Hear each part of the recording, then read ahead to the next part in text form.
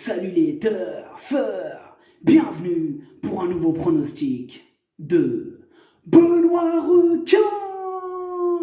Merci pour vos likes, pour vos commentaires. N'hésitez pas à vous abonner pour recevoir tous mes pronostics tous les jours.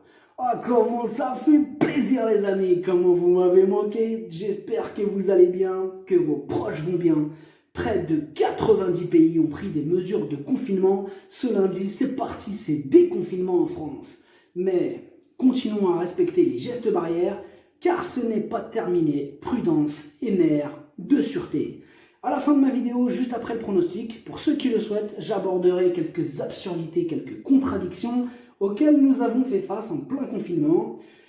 Après, il y en a tellement qu'on fera ça sur plusieurs vidéos, à chaque fois un petit bout, donc rendez-vous à la fin de la vidéo pour ceux qui le souhaitent. Ok, place au pronostic du quintet du lundi 11 mai, direction Vichy, pour le prix de Saint-Pourquin.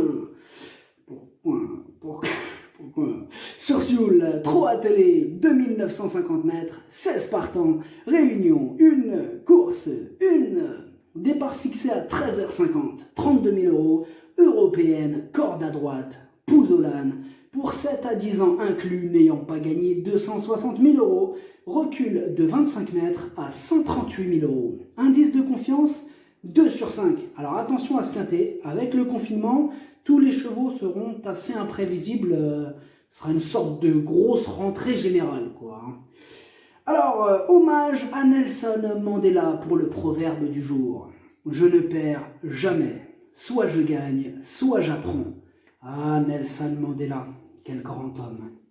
Condamné à la prison à vie, puis libéré après 27 ans de prison, et il devient président d'Afrique du Sud. C'est joli, hein? Tout est possible, et Nelson Mandela en est la preuve.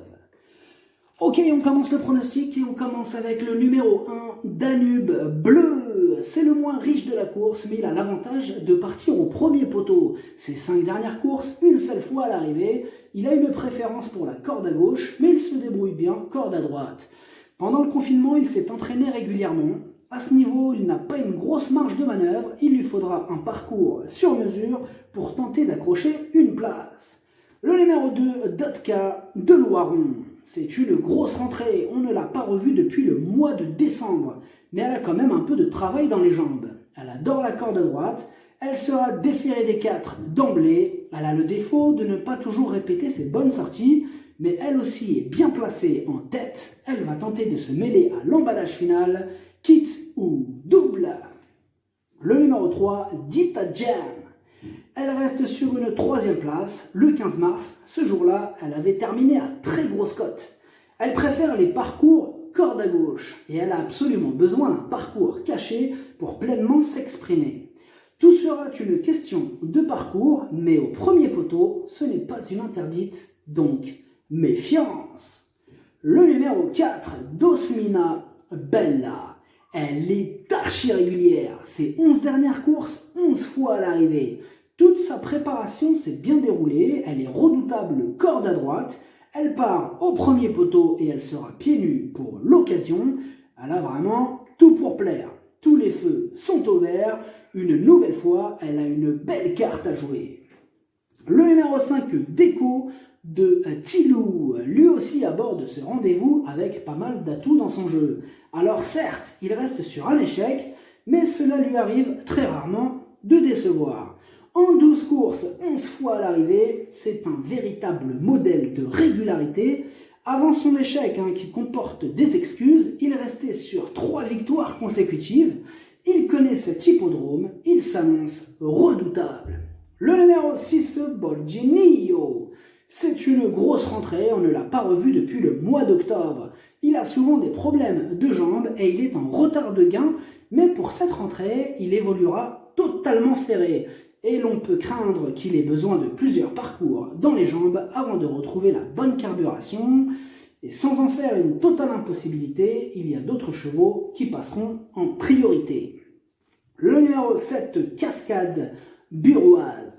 Ce quintet de déconfinement est ouvert. Ils sont nombreux à pouvoir espérer intégrer la combinaison gagnante. La preuve avec elle, qui reste sur de bonnes performances et qui a la chance de s'élancer au premier poteau. Elle va donner son maximum pour obtenir le meilleur classement. Attention à elle. Le numéro 8, Deus Ex Machina. Ses 4 dernières courses, 3 victoires et une deuxième place. Il a aussi l'avantage de connaître cet hippodrome et de s'élancer au premier poteau. Dans ce lot, il a largement les moyens de jouer un très bon rôle. Il va défendre chèrement ses chances. Le numéro 9, Ananda. La régularité ne fait pas partie de ses qualités.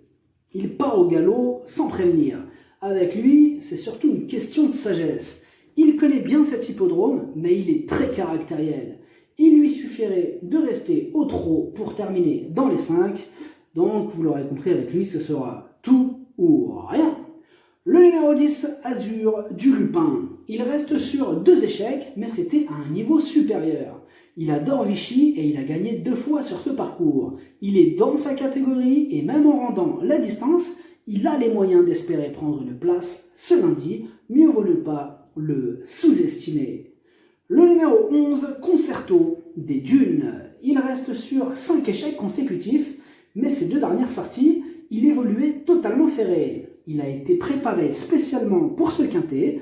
Il sera d'ailleurs déféré des 4. Maintenant, au vu de ses dernières performances, on a surtout besoin qu'il nous rassure, même s'il sera de retour sur un hippodrome qu'il apprécie.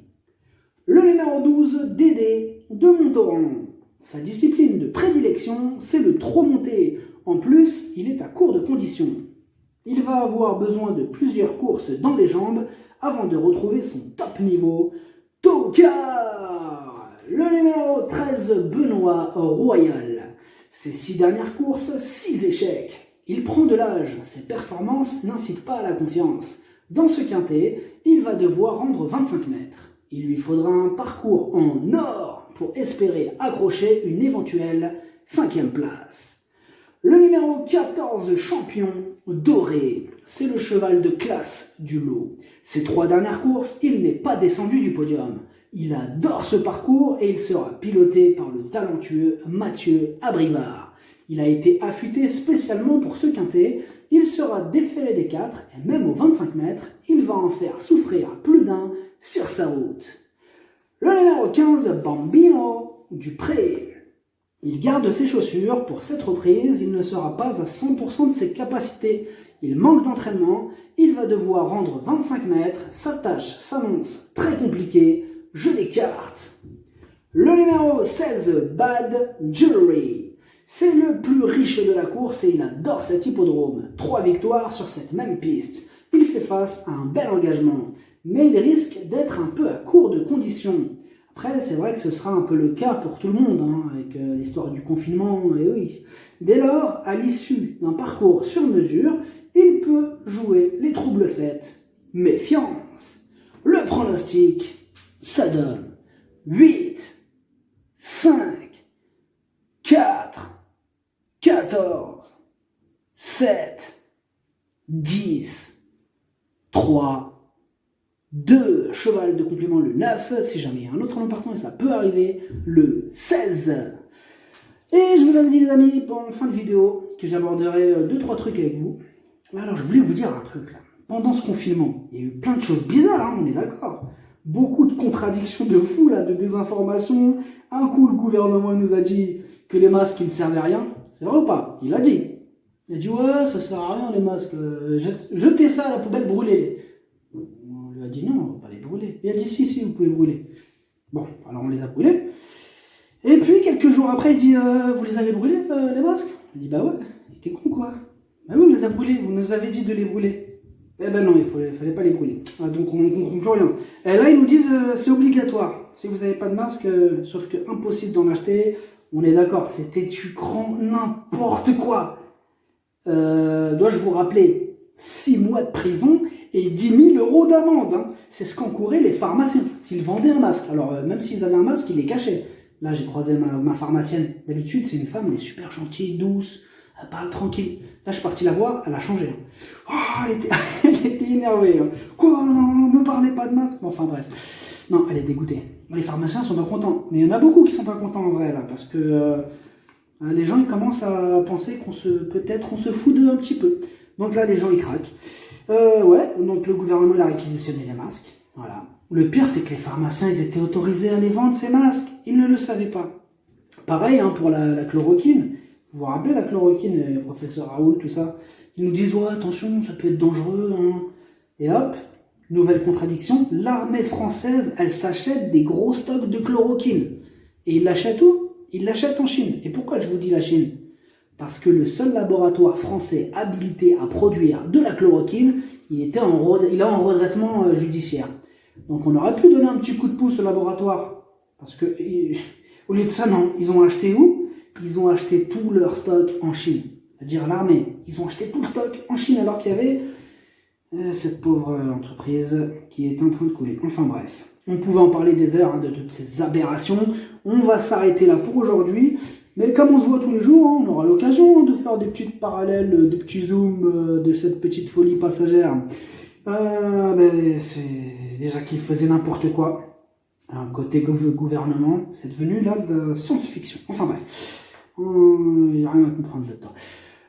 Merci d'avoir suivi cette vidéo. N'hésitez pas à vous abonner pour recevoir tous mes pronostics tous les jours. Les jeux d'argent sont dangereux à consommer avec modération. Bonne chance. Choupez-le moi. Ciao.